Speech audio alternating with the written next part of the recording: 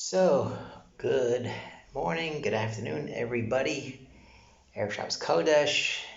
We get a big milestone. My son Moshe's aufruf is tomorrow. It's a pretty big deal. Wedding is after Shavuos, so about almost 2 weeks to kind of get things ready. So we got the aufruf today, tonight, tomorrow. We got Shavuos in the middle, and then we got the wedding in a week. So pretty exciting stuff. Parents, in-laws are in town. Pretty exciting stuff. And I'm trying to put some words together really for this, as well as trying to think of some thoughts for the aufruf.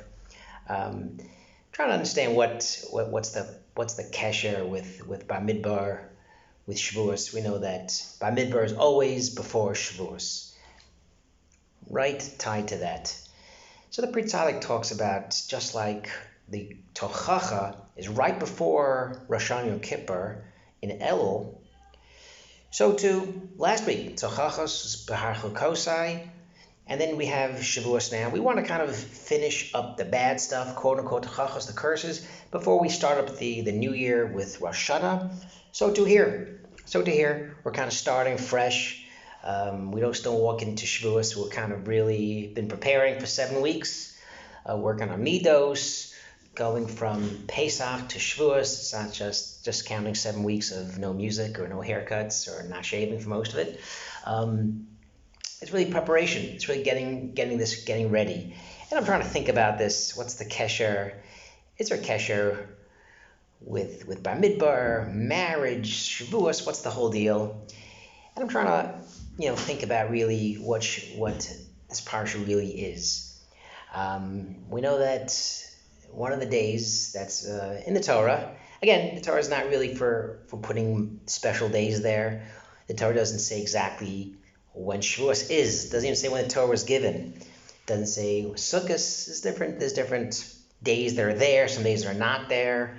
We know that Aaron's yard site's there, Rosh Chodesh Av. So some things we know, some things we don't know. But what are the dates that I talk about pretty often is my son's birthday, which is Chaf Iyar, 20th day of the second month, which is, most people don't know. Chaf Iyar is actually in this parsha.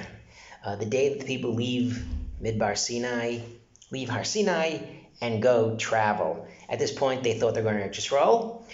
Unbeknownst to them, but known to us, that there's 39 more years of this traveling around. But they really were under the impression that they were going to Yisrael.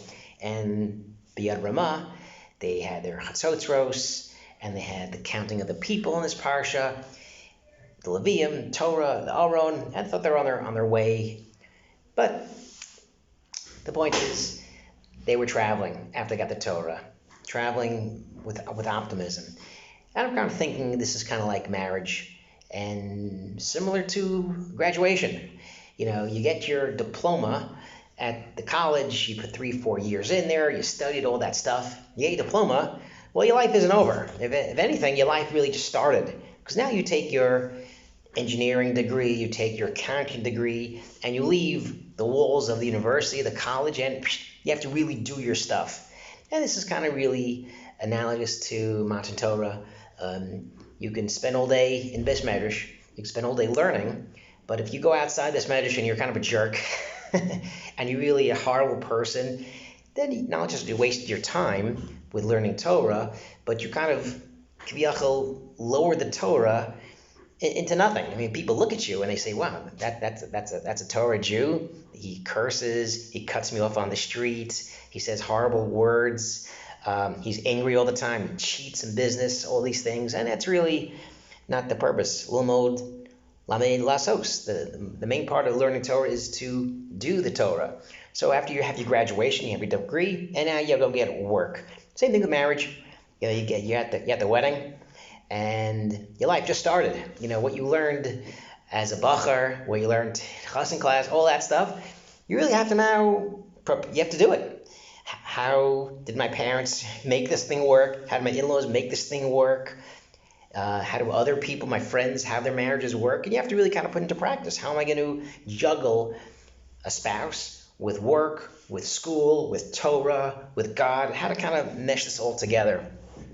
That's really, I think, this parsha. This parsha, the game starts really when they leave Midbar, when they leave Har Sinai, and they start to travel. And that's kind of really the bracha that I have, not just for the Chas and Kala, but also for ourselves. Echad l'chodesh hasheni. Echad l'chodesh hasheni, the Baal Tanya says. Chodesh hasheni. This is our chidush. This is renewing ourselves. We were born, yes, we renew when we're born, but every year rolls around from this time of year, we try to recreate ourselves. What midos did we work on this year? What midos did we not work on? What do we have to improve ourselves? We leave Nisan and Pesach, and we have 7 weeks to kind of improve ourselves. Sefer Ramban has nothing to do with Torah, all about being humble and not getting angry. We learn the Rambam. Most people started Rambam Yomi. The first bunch of weeks, nothing to do with Torah, nothing to do with Shema, nothing with serving Hashem. It's all how we take care of ourselves and how we are humble in the streets, humble when we eat, humble the way we dress before other people. And only with that in mind could we really serve Hashem, be a true Eved Hashem. If you're not humble before people, then you're not humble before Hashem. And that's kind of my bracha, not just for the Chas and Kala, but for all of us. We should kind of take the last week of Sfira and think about ways that we can kind of be humble before Hashem, which is being humble before people. Moshe is an Eved Hashem. Moshe was Anav Mikol Adam.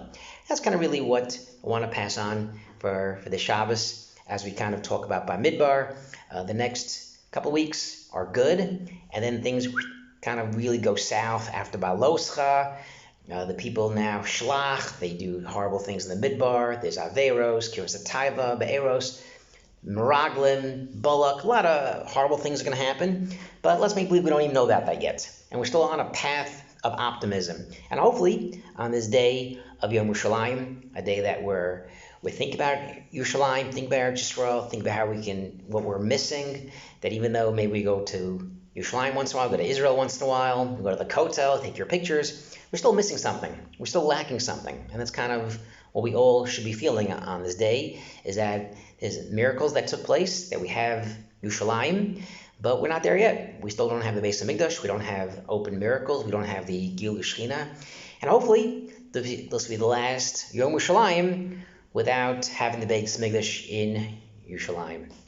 Shabbat Shalom, Chag Yerushalayim, Yom Yerushalayim Sameach.